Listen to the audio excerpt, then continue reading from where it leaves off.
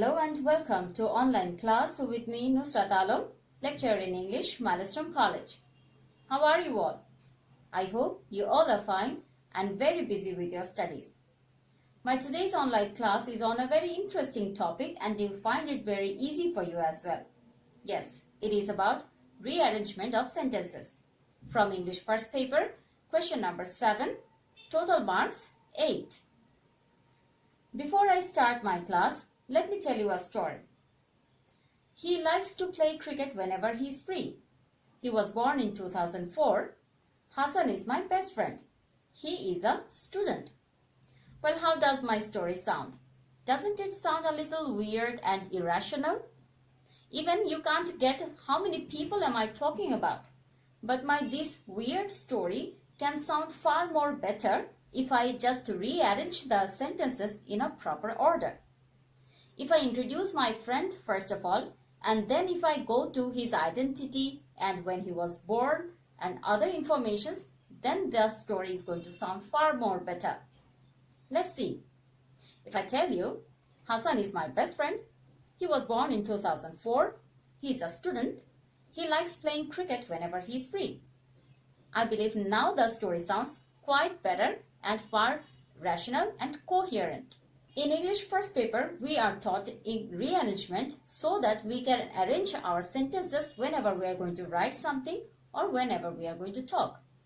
It teaches us which is the proper way of arranging sentences when we are constructing some writings or some story. 8 sentences are given, but they are not in a proper order. They are jumbled and we have to arrange them in such a way so that it becomes a complete and rational story. To do that, what are the techniques that we have to follow? Let me tell you.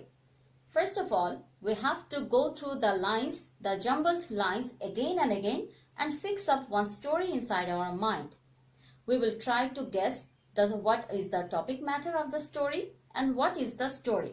In rearrangement, the sentences are mostly about some personalities, his life, some fables or famous places, some current affairs, etc. But mostly we see some fables and story about famous personalities. From the jumbled sentences, we have to take the idea of the story. What is the story about? And then we have to think accordingly. If the story is about persons, then as I told you earlier about my story, we just cannot talk abruptly about a person's achievement. First of all, we have to introduce that person. Then we will go for his birthplaces or his birth date if it is given in the passage. And then about his childhood. What did he do? Where he completed his education? Where he spent his earlier life? We should talk about them. And then after childhood, we should also talk about his higher education if he got any. And then we will go for his career. What he worked, about his works and his greatest contribution, and mostly why he is known for. And then we will go for what are the achievements that he made in his life, his prizes, awards, etc. Then his date of death, and if any events are also given that happened after his death. This is the proper order of sentences when the jumbled sentences are about a certain personality. Next, another most favorite topic matter for rearrangement is fables. Fables are stories with some moral values. They convey some messages and these stories are well known to all and we have been taught about these stories from our childhood. We have to have clear idea about the whole story and then we will think accordingly. And that's for that reason we have to first find out what is the fable about. If our rearrangement is about some famous place, for example, Shat Gambuj Mosque, Sangshad Bhavan, National Memorial, etc., we have to go for the place first of all, why is it known for, and behind its history, when it was constructed first, and the present condition of that place also. Lastly, we might also get some rearrange about current affairs, for example, food alteration, education system, higher education, etc. So for that reason, we have to go for the introduction part first of all, and then the events that are going on, the reason behind it, and the result and after effects of those things. Let's practice the rearrange. Let's arrange the sentence first, and then I will also show you how you people are going to present that item in your exam copy. To have a clear idea on rearrangement, I have taken one question from Dinajpur Board 2017 to have a practice. Question number 7, and as you already know, the total marks is 8. The question says, put the following parts of the story in correct order to rewrite the whole story. That means the story has been separated or divided into 8 sentences, and we have to join them together to complete it. Now let's read the whole story and all the sentences very carefully. And as I told you already, our first and foremost job to do is go through the lines very carefully. We have to understand the meaning of the words, and then we will fix one story in our mind that what is the topic matter of the sentences or about the story. So let's go. Let's read them first. Number A, he showed extraordinary credit in every examination of the school. He showed extraordinary credit in every examination of the school. Somebody is very talented. We are talking about him. In 1953, he was appointed chairman of Secondary Education Board. Okay, number C says, he has a great contribution to the scientific research of Bangladesh. That means this man contributed a lot in the scientific research of Bangladesh. At the age of 6, he was admitted in a Furqaniya madrasa and then in an English school. So this line talks about his childhood and his childhood education as well. Then number E says, Dr. Kudrate Khuda was born in Birbhum district of West Bengal in 1900. So that means this is going to be the first sentence or the introductory sentence of our whole passage because it contains the name of the person.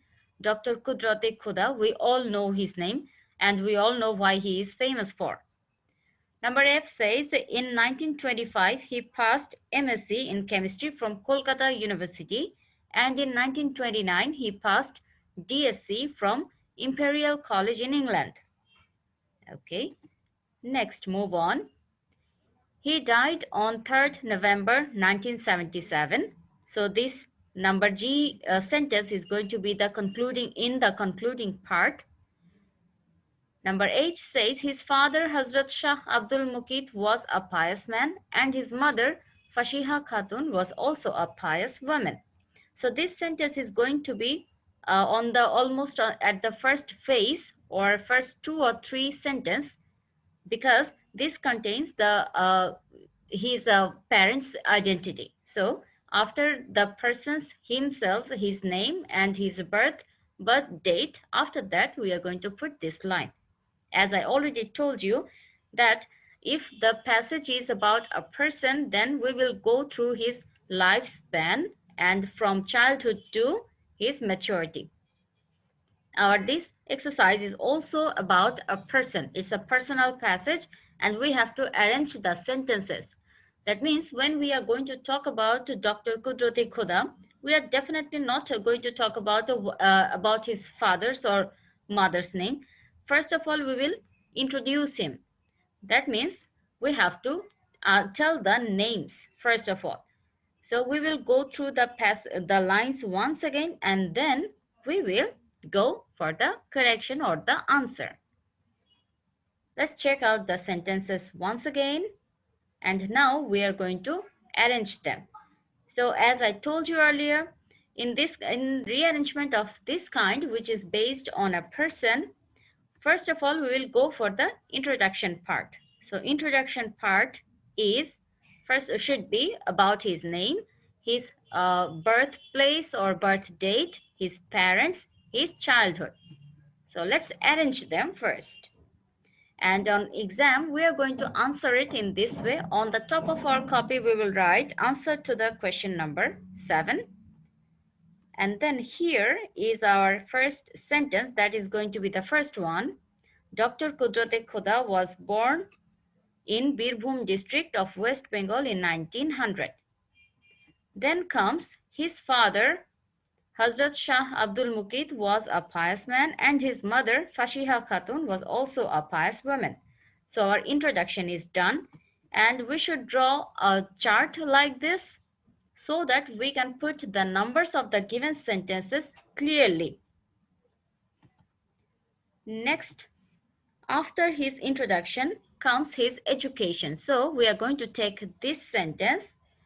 Number D, at the age of 6, he was admitted in Furqaniya Madrasa and then in an English school.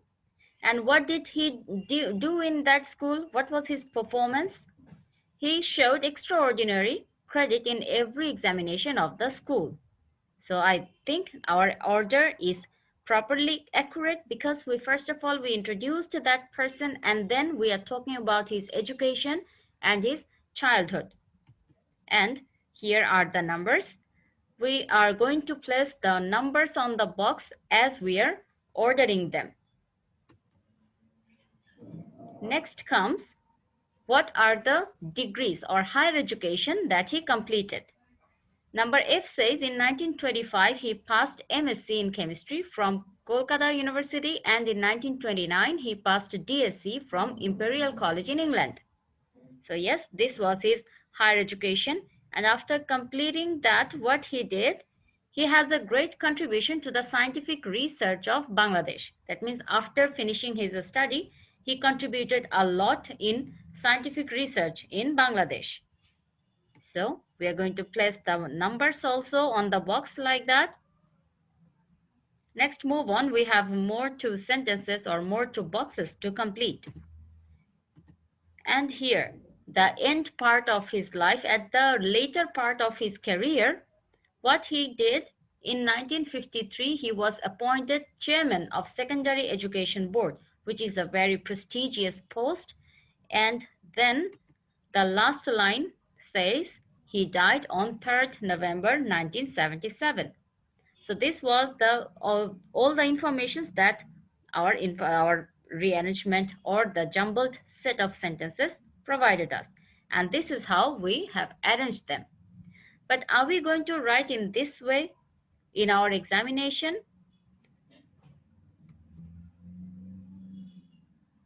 My dear students, our story is now in a proper line. The story sounds really good right now.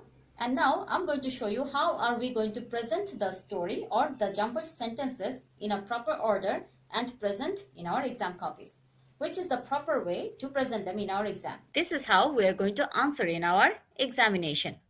We are going to write answer to the question number 7 on the top, and then we have the box over here. In this chart, we are going to place all the numbers according to the serial of the sentences that we have arranged. And then the whole story. Please notice that we haven't used the numbers over there. The sentences are just written as a passage form or in a story format. So this is how we are going to answer rearrangement in our examination. I believe the idea of rearrangement is quite clear to you and you have no confusion about how to arrange or represent our rearrange item in our exam. First of all, we have to arrange the sentences. Then we should show it in a box so that the numbers are placed in a proper order. So my dear students, I believe that my today's class has helped you a little bit more in your preparation for your upcoming exams. With this, I'm going to end up my today's class here. See you some other time with some other topic. Till then, bye-bye.